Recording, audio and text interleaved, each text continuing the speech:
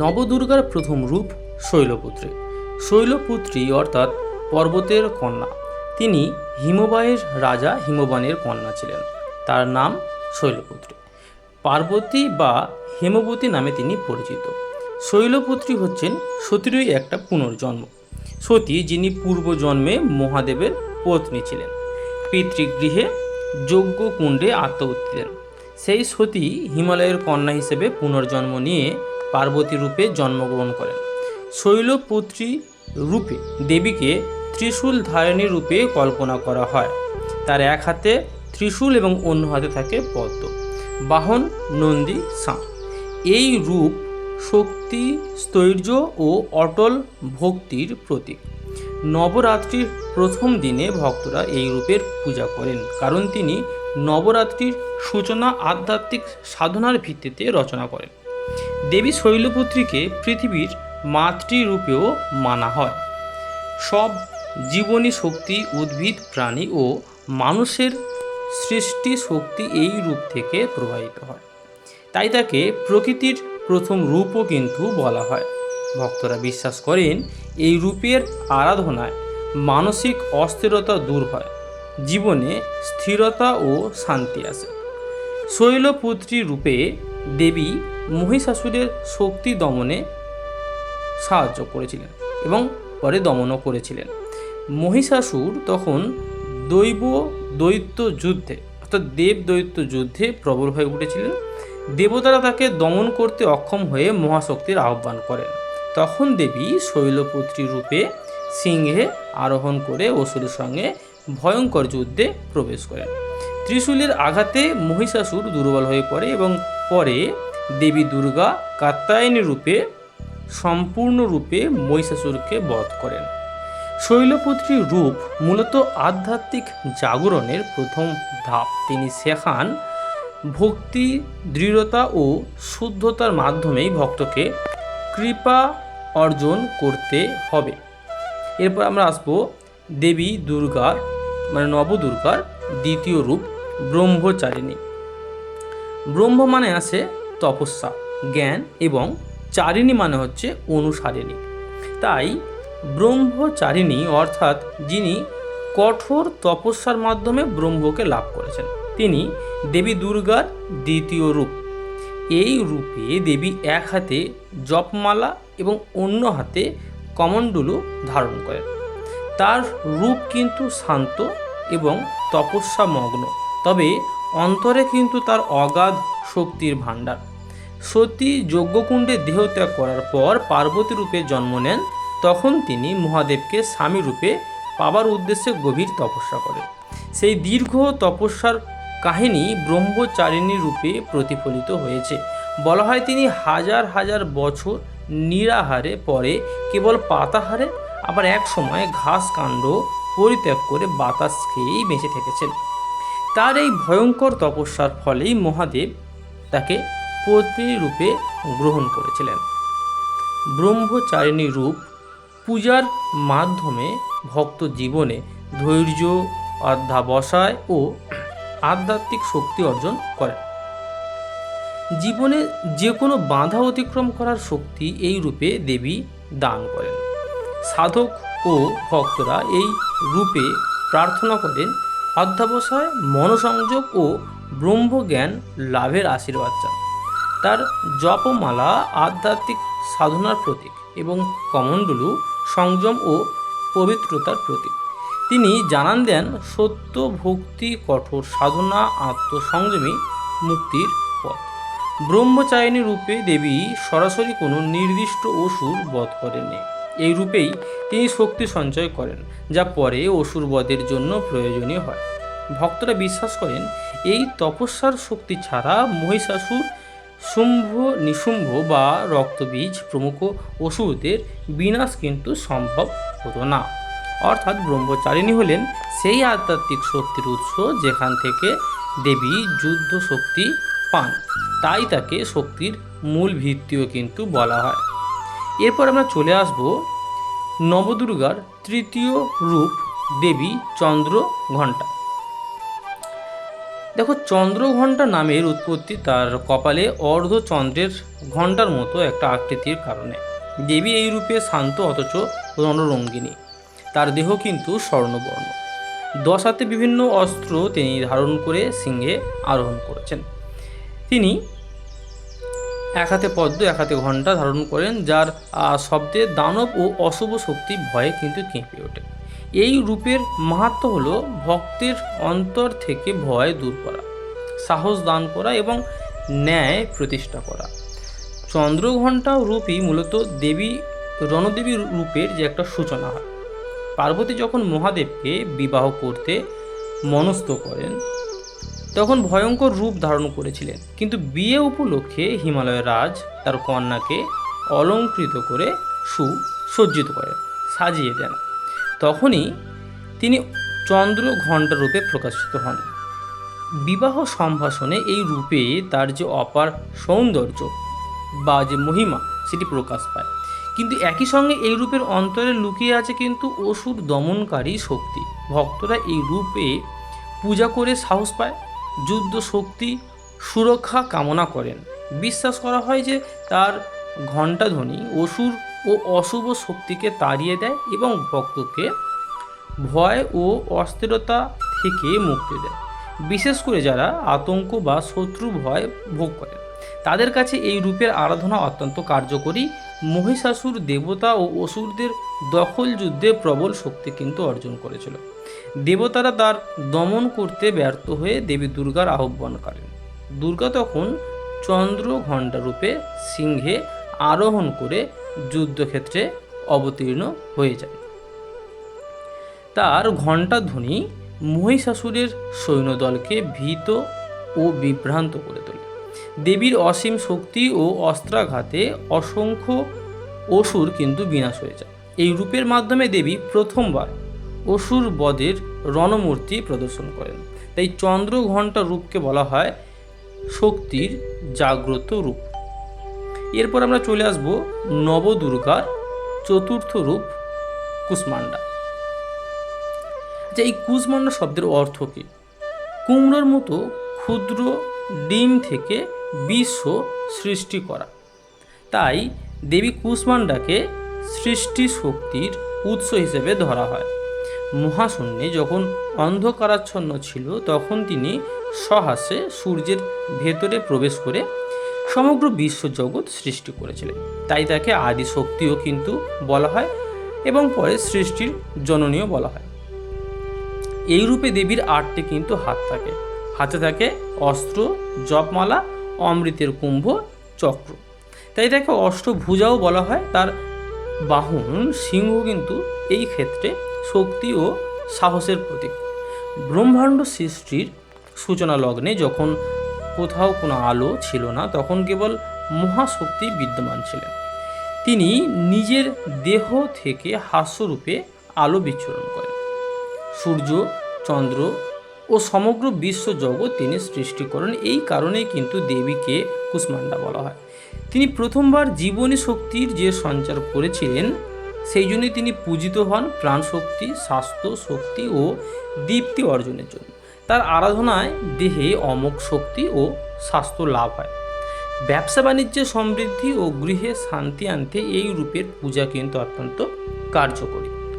তাকেই সূর্যের অন্তস্থ শক্তি বলা হয়, যার ফলে সূর্যের উজ্জ্বলতা ও জ্যোতি বিশ্বজগতে ছড়িয়ে পড়ে। দেবী কুষ্মান্ডা সরাসরি নির্দিষ্ট কোনো অসুরকে কিন্তু বধ করেননি, তবে তিনি দেবতাদের শক্তি ও আলোর উৎস হয়ে অসুর বধের পথ প্রশস্ত করেন, অ্যাসিস্ট করেন। শুম্ভ, নিশুম্ভ, রক্তবীজ বা চণ্ডমুণ্ড প্রমুখ অসুরদের সঙ্গে যুদ্ধে দেবীরা যে দীপ্তি বা শক্তি পেয়েছিলেন তার মূল উৎস ছিলেন কিন্তু এই দেবী কুষ্মান্ডা। তার সৃষ্টি শক্তি সব অসুরনাশী রূপকে কার্যকর করে। তিনি শেখান আত্মশক্তির দীপ্তি হলো জীবনের মূল ভর কেন্দ্র। তার পূজা জীবনে আনন্দ আনে, আলো আনে এবং সমৃদ্ধির প্রতীক হয়ে ওঠে। এরপরে আমরা চলে যাব নবদুর্গার যে পঞ্চম রূপ স্কন্দমাতা। স্কন্দমাতা হলেন দেব সেনাপতি কার্তিকেয় অর্থাৎ স্কন্দ এর জননী। তাই তার নাম স্কন্দমাতা। তিনি মাতৃত্ব, স্নেহ, রক্ষা কর্তৃ, শক্তি এবং অটল ভক্তির প্রতীক হিসেবে পরিচিত। এই রূপে দেবীকে 4 হাতে কল্পনা করা হয়। 2 হাতে থাকে পদ্মফুল, 1 হাতে ছোট স্কন্দ, যেটা কার্তিক, ও অপর হাতে আশীর্বাদের ভঙ্গি থাকে, আশীর্বাদের ভঙ্গি হবে। তার বাহন সিংহ, শক্তি ও সাহসের প্রতীক। স্কন্দমাতা দেবীর মুখমণ্ডল শান্ত ও স্নেহপূর্ণ। মাতৃরূপে তিনি সর্বভূতের জননী। তবে যখন প্রয়োজন হয় তখন তিনি রণদেবীর রূপ ধারণ করে অসুর দমন করেন। আমি কিন্তু প্রত্যেকটা দেবীর ছবি এখানে পোস্ট করেছি। তারকাসুর নামে এক ভয়ঙ্কর অসুর দীর্ঘ তপস্যা করে বরলাভ করেছিল। তাকে কেবল শিবপুত্রই বধ করতে পারবে, কিন্তু শিবের বিয়ে হয়নি বলে দেবতারা চিন্তিত হয়ে পড়েন। পরবর্তীতে দেবী পার্বতী শৈলপুত্রী কঠোর তপস্যার মাধ্যমে মহাদেবকে স্বামী হিসেবে লাভ করেন এবং তাদের সন্তান কার্তিক জন্ম নেয়। সেই কার্তিকই কিন্তু বড় হয়ে দেব সেনাপতি রূপে তারকাসুরকে বধ করেছিলেন। স্কন্দমাতা তাই অসুর বধের মূল শক্তির জন্মদাত্রী। তার কোলেই দেব সেনাপতি কার্তিক লালিত পালিত হয়ে মহাদেব ও দেবতাদের শক্তি বৃদ্ধি করেছিলেন। স্কন্দমাতার পূজা সংসারী মানুষের জন্য কিন্তু বিশেষ বিশেষ গুরুত্বপূর্ণ, কারণ তিনি সংসারের কল্যাণ, সন্তান সুখ, মাতৃত্বের আনন্দ এবং রক্ষা কর্তৃ শক্তি প্রদান করেন। ভক্তরা বিশ্বাস করেন তার আরাধনায় পরিবারে শান্তি ফিরে আসে এবং সন্তানের উন্নতি ঘটতে শুরু করে। স্কন্দমাতা নিজে সরাসরি কিন্তু কোনো অসুর বধ করেননি, কিন্তু তার সন্তান স্কন্দ অর্থাৎ কার্তিক তার আশীর্বাদ এবং লালন পালনের ফলেই শক্তিশালী হয়ে ওঠেন এবং অসুর বধ, যেটাকে বলা হয় তারকাসুরকে তিনি বধ করেন। তাই তাকে বলা হয় অসুর বধের পিছনে প্রকৃত শক্তির উৎস। তিনি শেখান মাতৃত্বই সর্বশ্রেষ্ঠ শক্তি। মা যেমন সন্তানকে রক্ষা করেন, তেমনি দেবী তার ভক্তদেরকে রক্ষা করেন এবং জীবন যুদ্ধে জয়ী হতে সাহস দেন। এরপর আমরা আলোচনা করব বা দেখে নেব দেবী নবদুর্গার ষষ্ঠ রূপ কাত্যায়নী। নবদুর্গার যে ষষ্ঠ রূপ কাত্যায়নী, এটি কিন্তু সবথেকে ভয়ঙ্কর রূপ। ঋষি কাত্যায়নের কঠোর তপস্যায় তিনি আবির্ভূত হয়েছিলেন, তাই তার নাম রাখা হয় কাত্যায়নী। তিনি ন্যায় ও ধর্ম রক্ষাকারী, অশুভ শক্তির ধ্বংসকারিণী। তার 4টি হাত, ত্রিশূল, তরবারি, পদ্ম এবং চতুর্থ হাতে তার থাকে আশীর্বাদের ভঙ্গি। এক্ষেত্রে দেবী কাত্যায়নীর বাহন সিংহ, তার অদম্য সাহসের প্রতীক। মহিষাসুর নামক অসুরের দীর্ঘ তপস্যার ফলে ব্রহ্মার কাছ থেকে বর লাভ করেছিল। কোনো পুরুষ, কোনো দেবতা, কোনো অসুর তাকে হত্যা করতে পারবে না। এই বরলাভ পেয়ে মহিষাসুর কী করেছিল, 3 লোকেই তাণ্ডব শুরু করতে। কি স্বর্গ, মর্ত, পাতাল। দেবতা, ঋষি, এমনকি ইন্দ্র লোকও তার অত্যাচারে কাঁপতে থাকে। তখন সকল দেবতা তার শক্তি একত্রিত করেন। তাদের সম্মিলিত তেজ থেকে জন্ম নেয় মহাশক্তি কাত্যায়নী দুর্গা। তিনি মহিষাসুরের সঙ্গে প্রবল যুদ্ধে অবতীর্ণ হন। মহিষাসুর কখনো মহিষ, কখনো সিংহ, কখনো হাতি, বিভিন্ন রূপ ধারণ করে তাকে বিভ্রান্ত করতে থাকে। এই যে রূপ ধারণ করা, এটাই কিন্তু তিনি বর পেয়েছিলেন। কিন্তু দেবী তার ত্রিশূলের আঘাতে মহিষাসুরকে বিদ্ধ করে পরাজিত করেন। তাই কাত্যায়নী রূপকে মূলত মহিষাসুর মর্দিনী দুর্গা বলা হয়। ভক্তরা এই রূপের পূজা করেন সাহস, রণশক্তি ও শত্রুনাশের জন্য। গৃহস্থ জীবনে কল্যাণ, দুর্দশা থেকে মুক্তি এবং ভয় দূর করতে কাত্যায়নীর আরাধনা করা হয়। অবিবাহিত কন্যারা বিশেষ করে কাত্যায়নী দেবীর পূজা করেন। তার কৃপায় তারা পছন্দ মতো স্বামী লাভ করতে পারে, এটাই তাদের বিশ্বাস। কাত্যায়নী রূপী দেবী মহিষাসুরকে বধ করেছিলেন। মহিষাসুর প্রতীক অহংকার, কাম, ক্রোধ ও অজ্ঞানের। তাই কাত্যায়নী প্রতীক ছিলেন ধার্মিক শক্তি, সত্য এবং ন্যায়। দেবী কাত্যায়নী শেখান অশুভ শক্তি যতই প্রবল হোক না কেন, ন্যায়, সর্বদা বিজয়ী হবেই। কাত্যায়নী শক্তি ভক্তকে অন্যায় ভয় ও অশুভতার বিরুদ্ধে রুখে দাঁড়াতে অনুপ্রাণিত করে। আমরা এরপর চলে যাব দেবী নবদুর্গার সপ্তম রূপ কালরাত্রি। দেখো, এখানে কালরাত্রি মানে হচ্ছে কালো রাত্রি, অর্থাৎ সর্বনাশী ও ভয়ঙ্কর শক্তি। তিনি দেবী দুর্গার অতি ভয়ঙ্কর রূপ, কিন্তু ভক্তদের জন্য শুভ ও কল্যাণময়ী। তার দেহ কৃষ্ণবর্ণ, চুল খোলা, গলা ও নাকে গহনা থাকে, চার হাতে অস্ত্র, বর্জ্য, খড়গ এবং এক হাতে আশীর্বাদ। অপর হাতে তিনি অভয় প্রদান করেন। তার বাহন এখানে গাধা, গর্ধব। তার এই রূপকে দেখে ভয় জাগলেও তিনি আসলে ভক্তদের সর্বপ্রকারের অশুভ শক্তি থেকে রক্ষা করেন।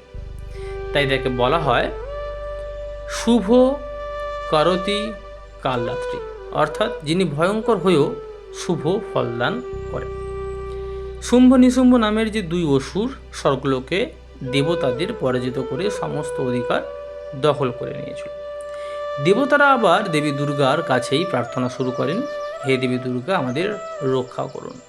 তখন দুর্গা নানা রূপ ধারণ করে অসুরদের সঙ্গে যুদ্ধে প্রবেশ করেন এবং সেই সময়ে তিনি এক ভয়ঙ্কর রূপ ধারণ করেন, যার নাম কালরাত্রি। এই রূপে তার নিঃশ্বাস থেকে আগুন বের হতে থাকে। তিনি চক্ষু থেকে বর্জ্যের মতো দীপ্তি ছড়িয়ে দেন। চণ্ড এবং মুণ্ড, এছাড়া রক্তবীজ, এছাড়া ধূম্রলোচন প্রমুখ অসুরদের বধ করার সময় কালরাত্রির রূপ কিন্তু বিশেষভাবেই প্রকাশ পেয়েছিল। তাই কালরাত্রি পূজিত হন ভয়, অমঙ্গল, অশুভ শক্তি ইত্যাদি নাশের জন্য। যারা ভৌতিক ভয়, শত্রু ভয় বা জীবনের বিপদে ভুগছেন তাদের জন্য এই রূপে দেবী সর্বোচ্চ রক্ষা করতে। তিনি কেবল ভয় দূর করেন না মানুষের বা আমাদের মধ্যে থেকে, তিনি ভক্তকে নির্ভীক ও সাহসী করে তোলেন। ধূম্রলোচন নামের অসুরকে কালরাত্রি তার নিঃশ্বাস থেকে উৎপন্ন অগ্নিশিখায় ভস্ম করে দিয়েছিলেন। চণ্ড এবং মুণ্ড নামে দুই অসুরকে হত্যা করে তিনি চামুণ্ডা রূপে পরিচিত হন। রক্তবীজের রক্ত থেকে অসংখ্য পরিমাণে অসুর জন্ম নিচ্ছিল। তখন কালী এই কালরাত্রিরই ভিন্ন রূপ, তার রক্ত পান করে তাকে বিনাশ করেন। কালরাত্রি দেবী সেখান অন্ধকার যতই প্রবল হোক, আলো তার মধ্যেই কিন্তু সুপ্ত অবস্থায় বা লুকিয়ে থাকে। ভয়ঙ্কর শক্তিকে বধ করে কেবল কল্যাণ ও মুক্তির পথই সুগম হয়েছিল নয়, আমাদের ভক্তদের মনে কিন্তু আশার আলো জাগায়। দেবী নবদুর্গার অষ্টম রূপ মহাগৌরী। গৌরী মানে শ্বেতবর্ণা, উজ্জ্বল নির্মল, আর মহাগৌরী মানে পরম শুভ্র, পবিত্র ও জ্যোতির্ময়ী রূপ। দেবী মহাগৌরীর দেহ চাঁদের মতো উজ্জ্বল থাকে। 8 বছর বয়সী কুমারী রূপে তাকে কল্পনা করা হয়। তার 4 হাত, এক হাতে ত্রিশূল, এক হাতে ডমরু থাকে, এক্ষেত্রে মনে রাখতে হবে, অন্য 2 হাতে আশীর্বাদ থাকে এবং অভয় মুদ্রা থাকে। এক্ষেত্রে বাহন ষাঁড়, নন্দী। তিনি শান্তি, কল্যাণ ও সৌন্দর্য এবং মুক্তির প্রতীক। মহাগৌরীকে সতী পার্বতীরই রূপ ধরা হয়।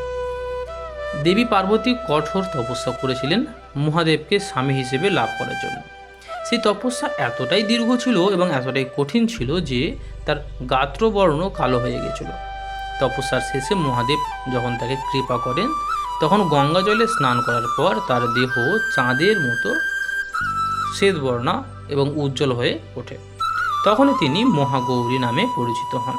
ভক্তরা মহাগৌরী পুজো করেন জীবনের পাপ ও অশুদ্ধি দূর করার জন্য, সংসারে শান্তি ও সমৃদ্ধি লাভের জন্য, মোক্ষ যেটাকে বলি বা মুক্তির পথ খুঁজে পাওয়ার জন্য মহাগৌরীর আরাধনায় ভক্তরা হৃদয় পবিত্র করে দাম্পত্য জীবনে শান্তি নিয়ে আসতে চান এবং জীবনে সকল বাধা দূর করতে চান। দেবী মহাগৌরী সরাসরি কিন্তু কোনো অসুর বধ করেননি, তবে তার কল্যাণ শক্তি দেবীকে পরবর্তী সময়ে অসুর দমনে প্রেরণা এবং শক্তি জুগিয়েছে। শুম্ভ নিশুম্ভ বা রক্তবীজ প্রমুখ অসুর বধে তিনি পরোক্ষভাবে শক্তি প্রদান করেছিলেন। তিনি শিখিয়েছিলেন শুদ্ধতা এবং কল্যাণেই মুক্তির পথ। ভক্তের হৃদয় যখন পবিত্র হয় তখন সে সত্যিকারের অর্থে দেবীর কৃপা লাভ করতে সক্ষম হয়। আমরা এবারে দেখব দেবী দুর্গার যে শেষ অর্থাৎ নবম রূপ সিদ্ধিদাত্রী। আচ্ছা, সিদ্ধিদাত্রী নামের অর্থ কী? যিনি সিদ্ধি দান করেন। সিদ্ধি মানে অলৌকিক ক্ষমতা, যেটাকে আধ্যাত্মিক শক্তি বা অতি প্রাকৃত, যেটাকে জ্ঞান বলছি আমরা। দেবী সিদ্ধিদাত্রী সকল দেবতা, ঋষি, মুনি, যোগী এমনকি ভক্তদেরও কিন্তু অষ্টাসিদ্ধি ও 9 নিধি দান করেন। তিনি 4 ভুজা, এক হাতে চক্র, এক হাতে শঙ্খ, এক হাতে গদা, অন্য হাতে পদ্ম ধারণ করেন। তার বাহন কিন্তু এক্ষেত্রে সিংহ। তবে কখনো কখনো তিনি পদ্মাসনে বসার উপর তাকে বর্ণনা করা হয়।